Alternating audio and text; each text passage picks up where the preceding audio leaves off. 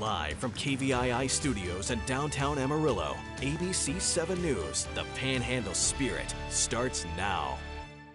First tonight, a local man arrested in connection to a murder for hire plot for trying to kill his wife's lover was in court today. But Billy Ivy Jr. was before a judge for a different charge. ABC 7's Nicole Kahn has been following this case. Nicole, he made a plea today?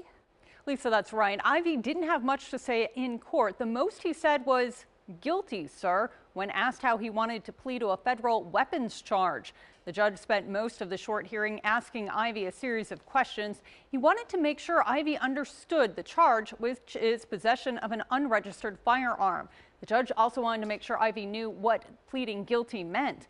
Ivy said he did.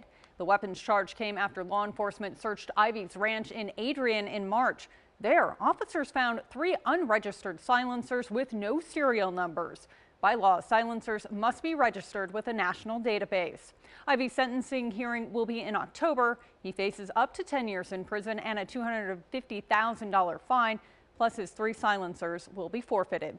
He also has several other charges in state court that we are following, including solicitation of capital murder, arson, and tampering with a witness.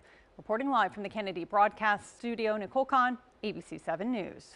Nicole, thank you for that update. Well, now we're getting you up to speed on that explosion last night near Tulsa. Agents with the FBI and ATF are on the ground this evening searching for a person and a motive behind the blast at an Air Force recruiting office. Emily Collins is there with what eyewitnesses and investigators say happened. Federal investigators tell us this happened around 10:30 last night. Bixby police were the first to arrive to the scene. Agents with the FBI and ATF arrived shortly thereafter. They're now working to reconstruct the device used and gather eyewitness testimony. One witness who works in the area tells us that she first heard something that sounded like a firecracker.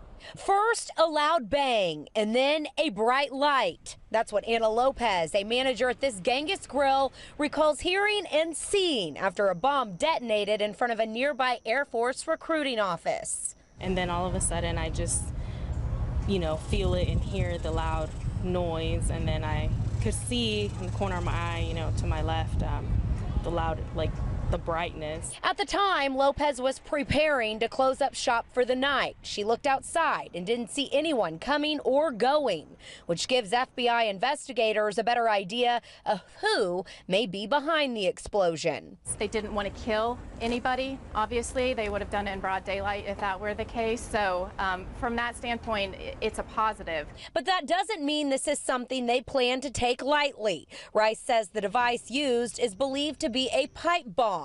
But agents are still working to gather the evidence needed to confirm that. They're also currently treating the incident as a criminal investigation, not a domestic act of terrorism. The reason for that is because we have not confirmed a subject. We also don't know the motive behind it. So at this point, we don't know if it was a disgruntled employee, an act of domestic terrorism, just someone playing games. Construction crews were already on scene Tuesday morning, making repairs and assessing the damage, which includes shattered glass doors, a hole in the exterior roof, and bruises to the building's facade.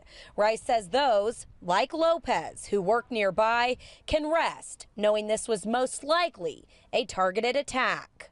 Investigators are now following up on several leads, including reports of a motorcycle seen leaving the scene shortly after the explosion. They're also looking into any connection between this incident and an incident involving the vandalism of several cars at an Air Force National Guard recruiting office nearby. In Bixby, I'm Emily Collins.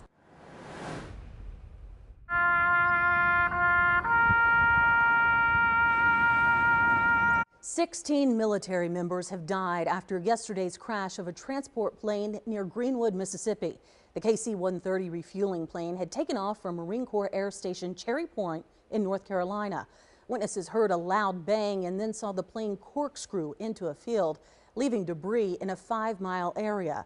The plane was taking 15 Marines, 1 Navy service member, and equipment to Naval Airfield El Centro, California, when it went down. Now, some of the victims on that plane were from a reserve squadron based in Newburgh, New York. A KC-130 is known as a cargo workhorse in the military and has a strong safety record. The military says the investigation is ongoing, and right now there is no indication of foul play. And in political news tonight, President Trump's eldest son, Donald Trump Jr., released the controversial email exchange that set up a meeting with a Russian lawyer who offered to share damaging information about Hillary Clinton in order to help the Trump campaign. The meeting took place at the height of the election season in June of 2016. Our national correspondent Michelle Macaluso has details from Washington. Donald Trump Jr. released what he says is the entire email chain confirming his efforts to set up a meeting with a Russian lawyer who claimed to have dirt on Hillary Clinton during the 2016 presidential campaign. The emails show music publicist Rob Goldstone arranged the meeting. He wrote to Trump Jr. that the source was with the Russian government and had incriminating information about Clinton that would be useful to his father. This is obviously very high-level and sensitive information, but is part of Russia and its government's support for Mr. Trump. Trump Jr. responded within minutes. "Thanks, Rob. I appreciate that. If it's what you say, I love it." The meeting eventually took place at Trump Tower on June 9, 2016.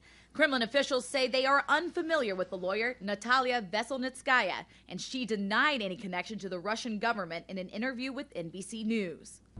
Getting dirt on political opponents during a campaign is normal, but some lawmakers say receiving damaging information from a foreign government, and especially a foreign adversary, is not. We cannot allow foreign governments to reach out to anybody's campaign and say, "We'd like to help you." That is a non-starter. Democrats blasted the latest revelations. Virginia Senator Tim Kaine, the former running mate of Hillary Clinton. We're now beyond obstruction of justice in terms of what's being investigated. This is moving into perjury, false statements, and even into potentially treason.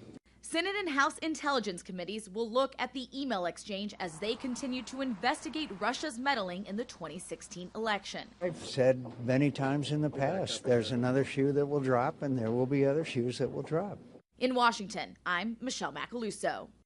And Los Angeles and Paris may be one step closer to once again host a Summer Olympic Games. The International Olympic Committee approved plans Tuesday to award the 2024 and 2028 Games at a meeting in September. IOC officials will now work on reaching agreements with Los Angeles and Paris to host an Olympics ahead of that meeting. If successful, it would mark the third time each city has hosted a Summer Olympics. Los Angeles previously hosted the Summer Games in 1932 and 1984. Paris held the Summer Games in 1900 and 1924. And it definitely feels like summer here in our area. Chief Meteorologist Steve Kirsch is here with an update. Hey, Steve. It's some good news. Yeah, only made it to 96. Good. That is great news. Better than 99 is what we had yesterday, so we'll take that small victory. Let's take a look up in Guyman, Oklahoma. Unfortunately, it is hotter there, 101 at the airport. Our SchoolNet site is 100 degrees. You're looking at our SkyCam live from Station 1, the fire station on the north side of town. Our weather story for tonight, well, it is going to be another warm night tonight. Hot and dry for the rest of the work week, but just in time for the weekend.